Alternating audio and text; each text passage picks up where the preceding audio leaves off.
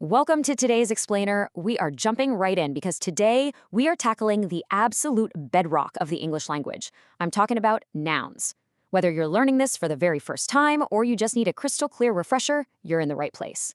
These are the essential building blocks we use to construct our thoughts and honestly, to define the entire world around us. So let's start building. Okay, here is our game plan for today. 1. What is a noun?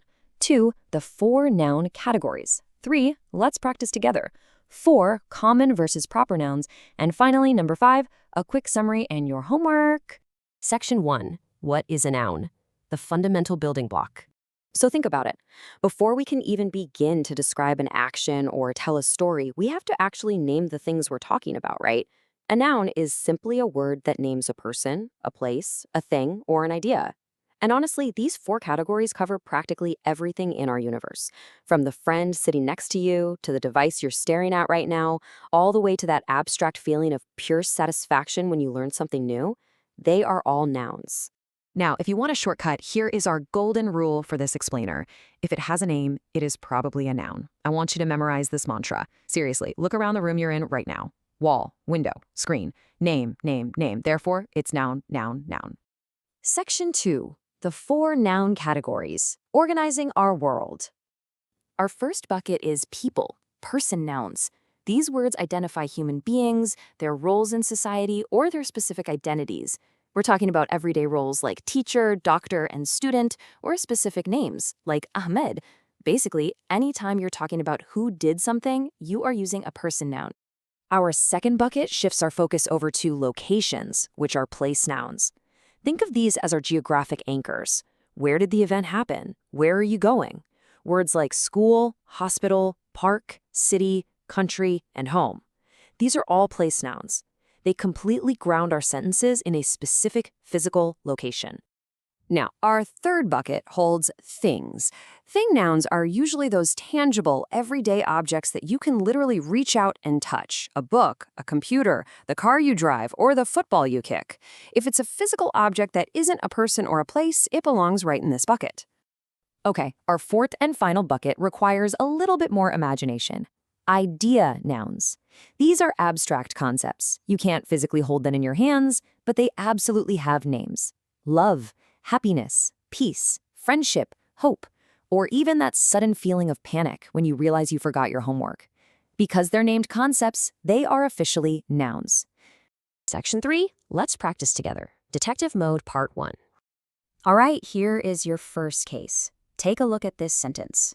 The boy is playing football. Run it through our golden rule. If it has a name, it's a noun. Do you spot a person, place, thing, or idea in there? I'll give you a second to find them. Did you catch them? The nouns are boy and football. Boy is a person and football is a thing. By spotting these, you are successfully isolating the foundational building blocks of the statement. Great job.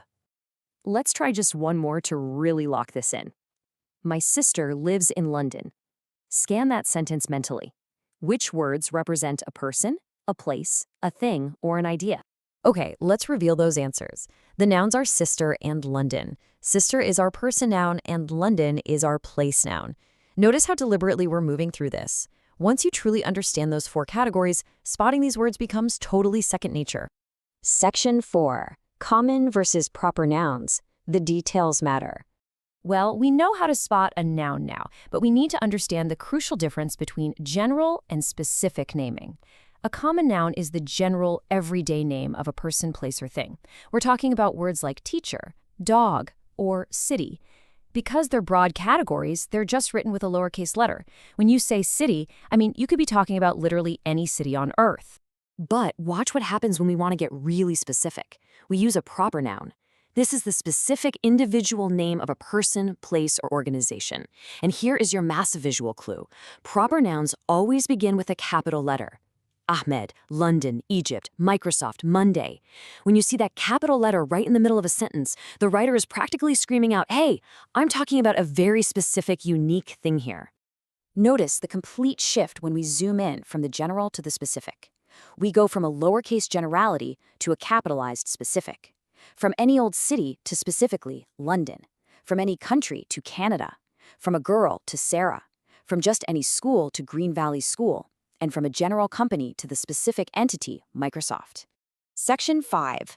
Summary and your homework. Wrap up and next steps. Before we wrap this up, it is time to test your mastery with a quick rapid-fire quiz. Sentence 1, the cat is sleeping. Sentence 2, they visited Paris. Sentence 3, my father drives a bus. Go ahead and pause the explainer right here and try to hunt down every single noun in those 3 sentences. All right, let's unveil the answers. In sentence 1, we've got cat. In sentence 2, the proper noun, Paris. And in sentence 3, you actually had 2, father and bus. If you found all of those, your language parsing skills are officially sharp. Just look at the massive checklist of foundational grammar that you've conquered today. You can define what a noun is, categorize it into 4 buckets, distinguish between common and proper nouns, and effortlessly identify them out in the wild inside actual sentences. That is huge. But as you know, the learning doesn't stop just because the explainer is ending. Here is your interactive homework, so you can actively apply these building blocks. I want you to write 5 simple sentences down in the comments below. Across those 5 sentences, make sure you use at least 1 person, 1 place, 1 thing, 1 idea, and 1 proper noun. Write them out, hit submit, and get some real practice using your new tools. So you've completely mastered identifying nouns. You know exactly how to name the universe around you. But I want to leave you with this final thought. What exactly happens to these words when there's more than one? How do the rules shift when 1 cat suddenly becomes 5 cats or 1 city becomes 10 cities? Well, that is exactly what we're going to discover in our next grammar explainer on singular and plural nouns. Until then, keep practicing,